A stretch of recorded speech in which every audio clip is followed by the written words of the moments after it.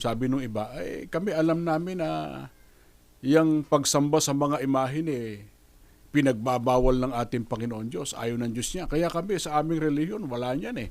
Hindi kami lumulod sa rebulto, wala kaming ginagamit na imahin sa aming pagsamba. Ang sa amin sumampalataya ka, maniwala ka sa Panginoon Diyos at sa ating Panginoong Hesukristo, yun ang ikapagtatamo natin ng kaligtasan. Kapatid na Clouds, sapat na bang ang tao sumasampalataya para siya ay papaging dapatin ng Diyos at ng ating Panginoong Hesukristo? Hindi rin po. At yan po ay mababasa po natin na itinuturo po ng Biblia dito po sa Santiago, sa 2, mga talatang 20 at 17. Ganito po ang itinuturo sa atin.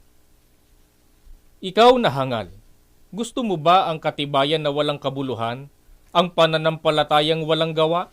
Gayon din ang pananampalatayang walang gawa ay patay. Maliwanag po na itinuturo sa Biblia, bagaman ang tao hindi po sumasamba sa rebulto, hindi naglilingkod o sumasamba sa mga larawan. Kasi walang kabuluhan yun eh. Walang kabuluhan. Pero, sasabihin niya, may pananampalataya siya.